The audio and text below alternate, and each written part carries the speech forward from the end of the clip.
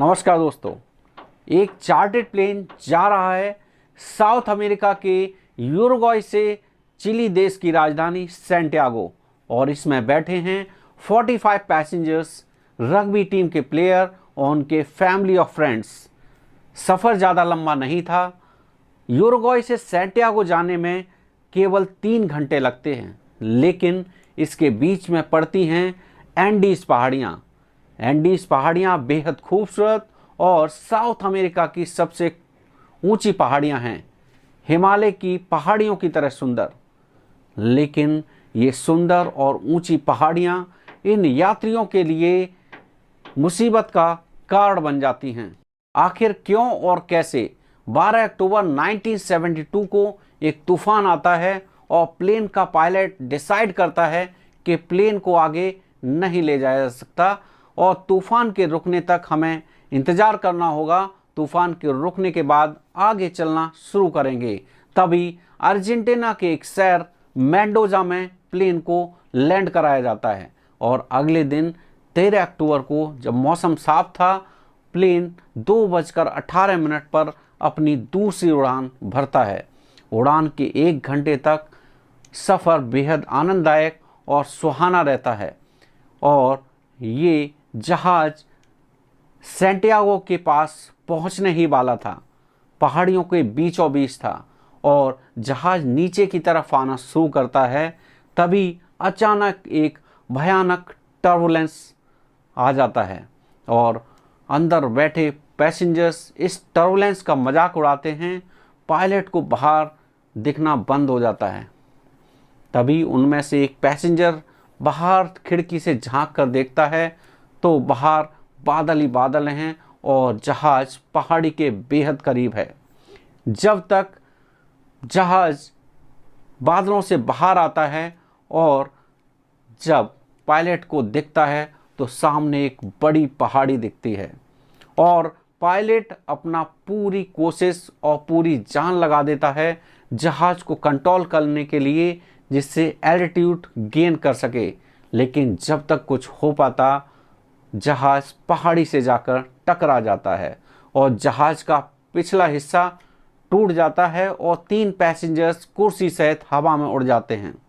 जहाज़ का अगला हिस्सा 350 किलोमीटर प्रति घंटा की स्पीड से एक ग्लेशियर में 700 मीटर नीचे जाकर कोलैप्स कर जाता है और अंदर की सीटें और पैसेंजर सब कुछ तहस नहस हो जाता है।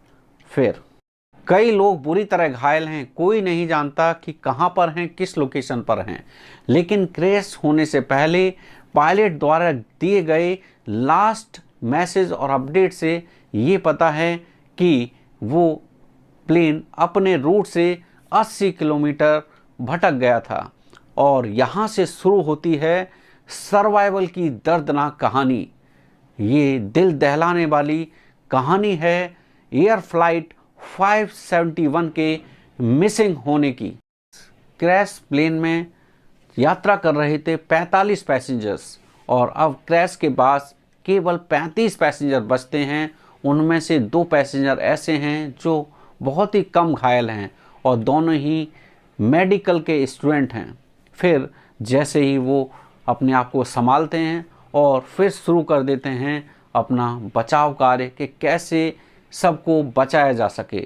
और 13 अक्टूबर को सब लोग इस उम्मीद में, इस होप में है कि हमें एक दिन के बाद जल्दी कोई ना कोई राहत मिल जाएगी और हमें ढूंढ लिया जाएगा। तभी 1 घंटे के बाद चिली एयर फोर्स को अलर्ट जारी होता है और फिर शुरू होता है रेस्क्यू और सर्च ऑपरेशन, जिसमें 4 हेलीकॉप्टर शाम से लेकर रात तक सर्च करते हैं पहाड़ियों में, लेकिन उन्हें कुछ भी नहीं मिलता है।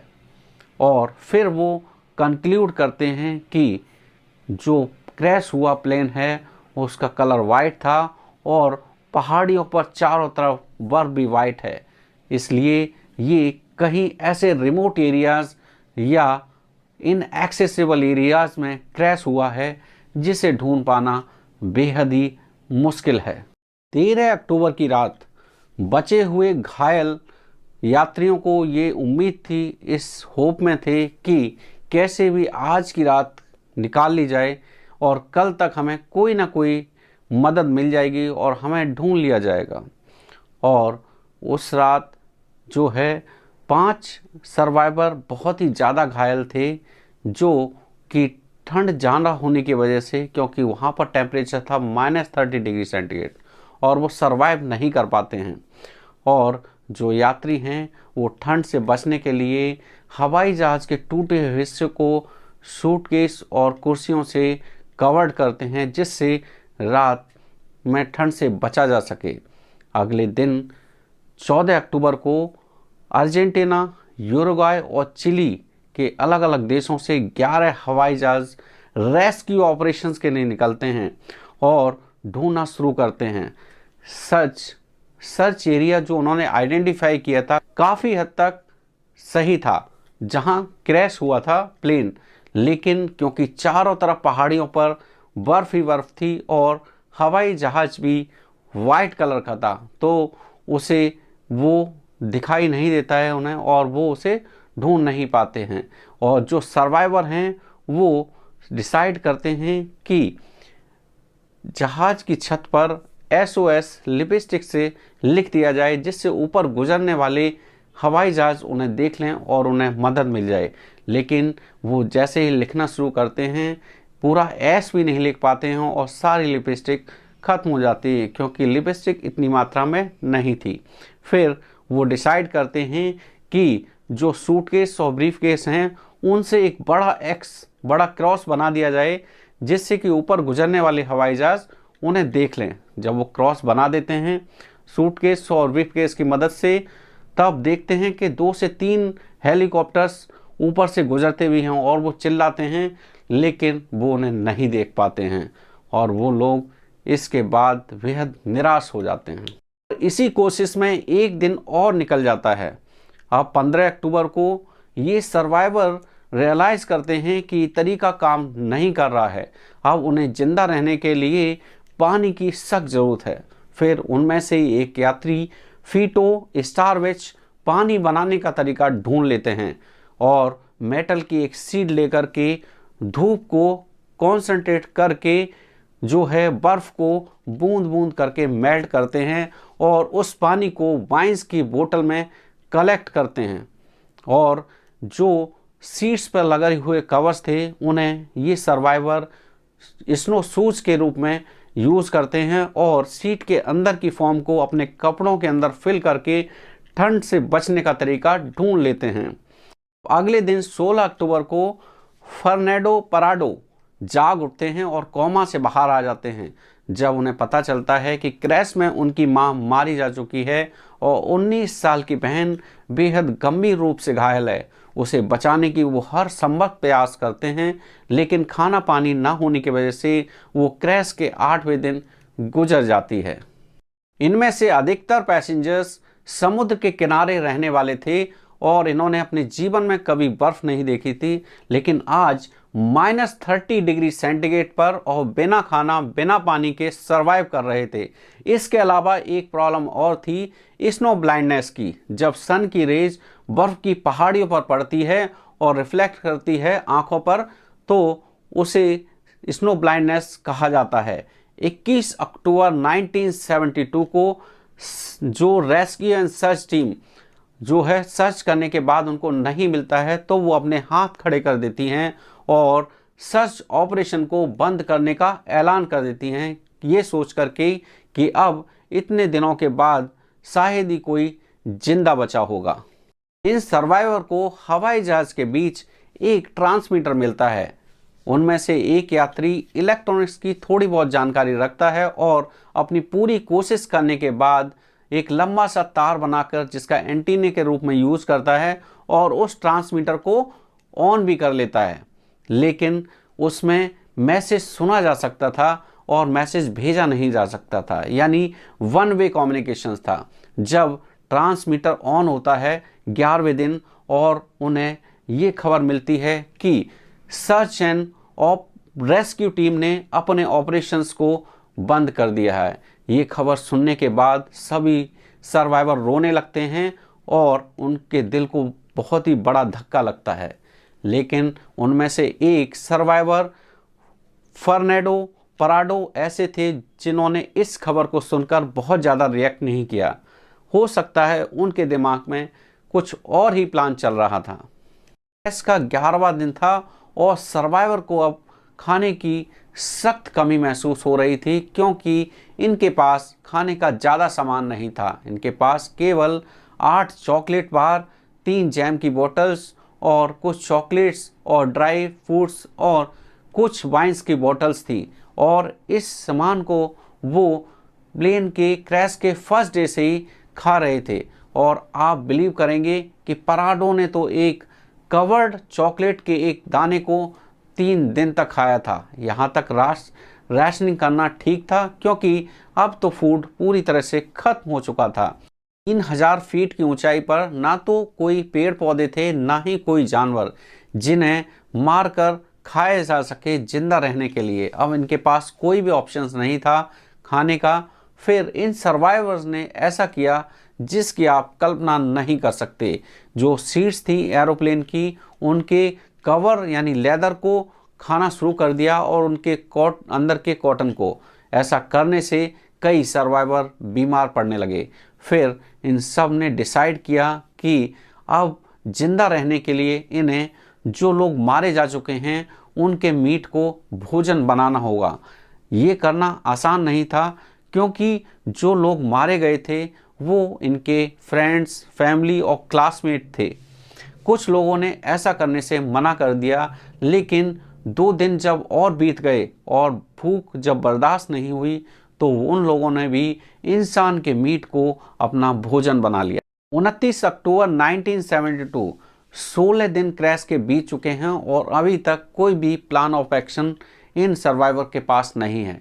तभी एक और मुसीबत आ जाती है।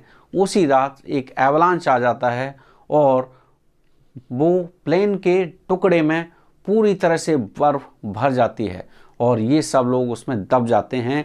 इसमें से 8 सर्वाइवर ऑक्सीजन की कमी से मारे जाते हैं। अब बचते हैं केवल 19 सर्वाइवर और ये सब बर्फ के नीचे दबे हुए हैं। पराडो बहुत कोशिश करने के बाद एक होल बना लेते हैं बाहर निकलने के लिए, और जब वो निकलते हैं बाहर तो देखते हैं कि बाहर बर्फ़ का तूफान आ रहा है। तब वो अंदर उसी गुफा में चले जाते हैं बर्फ़ के अंदर, और 3 दिन तक बैठकर ये सर्वाइवर्स इंतज़ार करते हैं तूफान के बंद होने का। अब पराडो ने सोचा कि क्रैश साइट पर बैठकर मरने से अच्छा है अंतिम क्षण तक कोशिश की जाए। और कैनेसा, पराडो और विजिंटिन, ये 3 ऐसे सर्वाइवर थे इन सभी लोगों में जो सबसे ज़्यादा स्ट्रॉन्ग थे। सब लोगों ने डिसाइड किया कि इन 3 लोग आगे जाकर रास्ता खोजेंगे, इसलिए इन तीनों को ज़्यादा भोजन दिया जाए। और जो है ये लोग निकल पड़ते हैं रास्ता खोजने के लिए। इनके पास जो अंतिम लोकेशन थी जो को पायलट ने क्रैश से पहले दी थी, वो थी कि बेस्ट लोकेशन में चिली देश है। और फिर निकल पड़ते हैं ये रास्ता खोजने के लिए। लेकिन ये जिस लोकेशन में काफ़ी टाइम तक चलते हैं, जब इन्हें कुछ नहीं मिलता तो ये समझ जाते हैं कि ये लोकेशन गलत है, क्योंकि जो एक्चुअल लोकेशन थी क्रैश की वो 89 किलोमीटर ईस्ट में थी। क्योंकि को पायलट को खुद एक्चुअल लोकेशन का आइडिया नहीं था क्रैश जहाज़ होते समय, इसलिए वो अपनी लोकेशन को फिर चेंज करते हैं और ईस्ट में चलना शुरू कर देते हैं। कुछ 1 किलोमीटर पैदल चलने के बाद इन्हें एयरक्राफ्ट का टूटा हुआ दूसरा हिस्सा मिल जाता है और यहाँ पर इन्हें मिलती हैं कुछ चॉकलेट्स, कुछ बिस्किट्स और कुछ वाइन। और इसके साथ ही मिलता है इन्हें एक अहम चीज़, रेडियो सिस्टम, जो एयरक्राफ्ट का रेडियो सिस्टम था जो कि 2 वे काम करता था, जिससे मैसेज भेजा भी जा सकता था और रिसीव भी किया जा सकता था। तो एक रात इन्होंने यहाँ रुकने का फैसला लिया और अगले दिन चलने लगे। जब 3-4 किलोमीटर चलने के बाद आपसी बातचीत में इन्होंने डिसाइड किया क्यों ना यहाँ पर रुककर इस रेडियो सिस्टम को कनेक्ट किया जाए, जिससे हम SOS का मैसेज भेज सकें और हमें कोई मदद मिल पाए। फिर ये इस पर काम करना शुरू करते हैं और इसके लिए ज़रूरत थी एक बैटरी की, और वो एयरक्राफ्ट ने उस बैटरी को ढूंढ भी लेते हैं। इन्हें मिल जाती है एक बैटरी एयरक्राफ्ट की 24 वोल्ट की, और फिर ये उसे कनेक्ट करना शुरू करते हैं। लेकिन बदकिस्मती ये थी कि वो रेडियो सिस्टम जो था उसके लिए ये बैटरी काम नहीं करती है, क्योंकि जो एयरक्राफ्ट की बैटरी थी वो 115 वोल्ट एसी वाली बैटरी थी, और इन्हें जो बैटरी मिली थी वो मात्र 24 वोल्ट डीसी बैटरी थी। फिर काफ़ी कोशिश करने के बाद 2 से 3 दिन तक इनको कोई भी रिजल्ट नहीं मिलता है, और ये रियलाइज़ करते हैं कि इससे कुछ नहीं हो पाएगा, और फिर ये ईस्ट की डायरेक्शन में फिर चलना आगे शुरू कर देते हैं। अब एयरक्राफ्ट क्रैश को 59 डेज गुजर चुके हैं। एक भयानक एवलांच आता है, तूफान, और इस तूफान में 3 सर्वाइवर्स और मारे जाते हैं। अब -30 डिग्री सेंटीग्रेड टेम्परेचर है। अब ये सोचते हैं कि रात कैसे बचा जा सके इस ठंड से। फिर उन सर्वाइवर्स में एक 16 साल का बच्चा भी था, जिसकी माँ ने सिखाया था कि सर्दी से बचने के लिए क्या करना चाहिए। उसकी माँ ने बताया था सर्दी से बचने के लिए कपड़ों को सिल करके एक बैग बना लेना चाहिए, और उस बैग में अंदर अपने आप को पैक कर लेना चाहिए। और वो बच्चा वो नीडल बॉक्स अपने साथ लेकर चलता था, और उस दिन भी वो नीडल बॉक्स उसके पास था। फिर उसने वही किया कि सारे कपड़ों को इकट्ठा कर एक बड़ा सा बैग बनाया, और उसमें ही सारे सर्वाइवर जो है अपना पैक होकर के पूरी रात गुजारी और अपने आप को ठंड से बचाया। अब 12 दिसंबर 1972, पूरे 2 महीने यानी 60 दिन हो चुके हैं एयरक्राफ्ट को क्रैश हुए, और ये 3 बहादुर आदमी पराडो, केनेसा और विजिंगटन डिसाइड करते हैं ग्लेशियर पर क्लाइम करने के लिए, बिना किसी माउंटेन विंग्स के, बिना किसी मैप के और बिना किसी हेल्प के। ये सोचते हैं कि ऊपर पहाड़ पर जाकर के हमें कोई ना कोई डायरेक्शंस मिल जाएगी, जिससे हम पास के किसी शहर में पहुंच जाएं। और ये सोचते हैं कि वहां तक पहुंचने में इन्हें 3-4 दिन लगेंगे। उसी हिसाब से ये अपना खाना पानी पैक कर लेते हैं।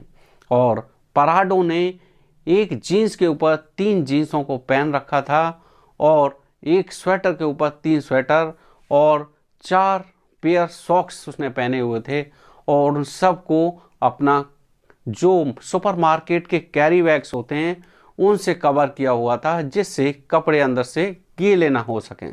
इनके पास कोई भी माउंटेन क्लाइंबिंग गियर किट नहीं थी, कोई मैप नहीं था, कोई क्लाइंबिंग टूल नहीं था। फिर भी ये आगे बढ़ते रहते हैं, और 3 दिन के बाद एक पहाड़ी के टॉप पर पहुंच जाते हैं। वहां से पराडो देखते हैं तो चारों तरफ बर्फ की पहाड़ियां हैं, और कोई भी शहर, कोई भी ऐसी डायरेक्शन नहीं क्लियर हो रही है। फिर 15 दिसंबर 1972 को विजिंगटन डिसाइड करते हैं कि उन्हें जो है प्लेन की क्रैश साइट पर वापस लौट जाना चाहिए, और आगे 2 लोग जाएंगे और वही रास्ता पता करेंगे, जिससे कि इन्हें खाने की कमी ना हो सके। और फिर विजिंगटन एक स्टील की जो प्लेट्स थी, जो प्लेन से लेकर वो चले थे, उस पर बैठ करके नीचे की तरफ फिसलना शुरू करते हैं, और वो अगले 1 घंटे में प्लेन की क्रैश साइट पर पहुंच जाते हैं। आप सोचिए, उन्हें उस पहाड़ी के टॉप तक पहुंचने में 3 दिन लगे थे, और नीचे आने में केवल 1 घंटा। फिर पराडो और केनेसा आगे चलना शुरू करते हैं, और कई दिनों के बाद जब आगे पहुंचते हैं तो उन्हें कुछ दिखाई नहीं देता। सब चारों तरफ बर्फ़ की पहाड़ियां हैं। थोड़ी देर बाद उन्हें एक पॉइंट नज़र आता है जिस पहाड़ी पर बर्फ़ नहीं है, तो वो अंदाज़ा लगाते हैं कि हमें इस पहाड़ी की डायरेक्शन पर जिसमें बर्फ़ नहीं है इधर चलना चाहिए, और वो उस पहाड़ी की तरफ चलना शुरू कर देते हैं। फाइनली वो एक वैली में पहुंच जाते हैं और वहां पर उन्हें एक नदी दिखाई देती है। नदी को देख करके उन्हें बहुत ही राहत महसूस होती है, क्योंकि नदी की डायरेक्शन में डाउनफॉल नीचे की तरफ रास्ता मिलना बड़ा आसान होता है।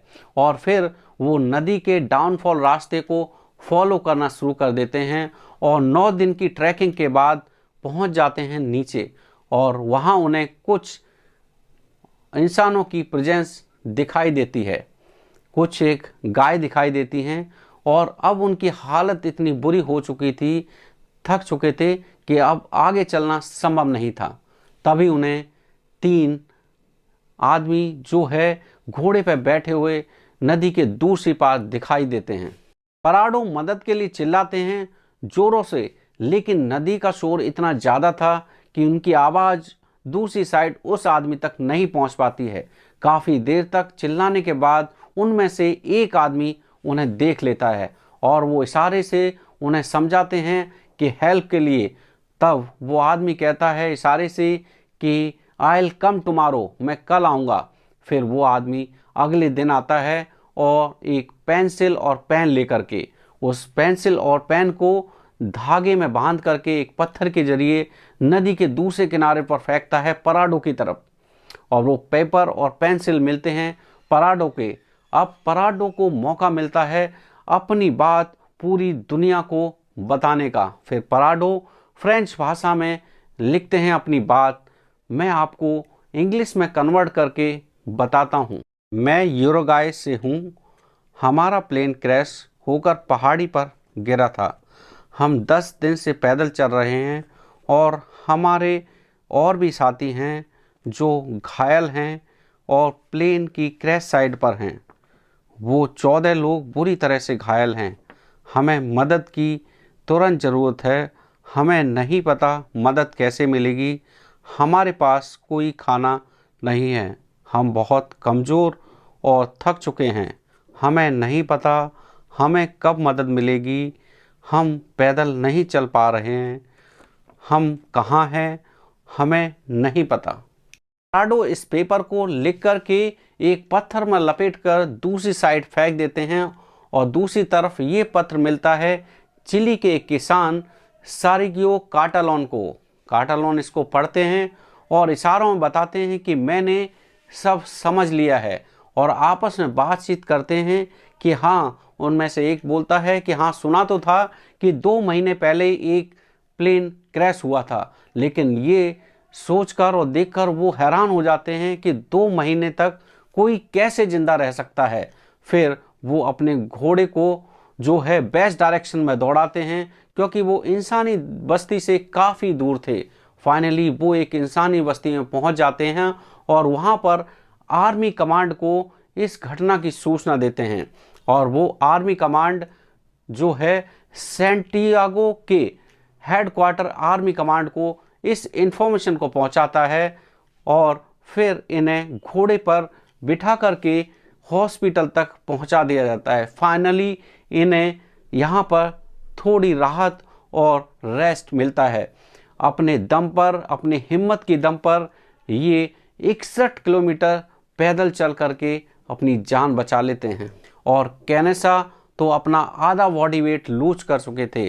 44 kg ही रह गया था उनका वेट। और जैसे ही खबर फैलती है ये बन जाती है एक इंटरनेशनल खबर। और चिली देश के जो 3 रेस्क्यू हेलीकॉप्टर जो है निकलते हैं इनको रेस्क्यू करने के लिए और कैनेसा को साथ लेकर जाते हैं और उनसे एक जो है नक्शा ड्रॉ कराते हैं। फाइनली ये प्लेन की क्रैश साइट पर पहुंच जाते हैं 22 दिसंबर 1972 को और उन 16 लोगों को रेस्क्यू कर लिया जाता है, उन्हें बचा लिया जाता है और उन्हें मदद पहुंचा दी जाती है। दोस्तों, प्लेन क्रैश की ये घटना हमें बताती है कि अगर उम्मीद के दम पर आपने कुछ ठान लिया और आप में इंसानियत है तो ऐसा कुछ भी नहीं है दुनिया में जो आप पा ना सकें। Nothing is impossible. किसी ने ठीक कहा है, there is a will there is a way. दोस्तों, अगर वीडियो अच्छा लगा हो तो लाइक एंड शेयर करें। अगर आपने हमारे चैनल को अभी तक सब्सक्राइब नहीं किया है तो सब्सक्राइब कर लें, जिससे आपको इस तरह के इंफॉर्मेटिव और एजुकेशनल वीडियोस मिलते रहें। Thank you.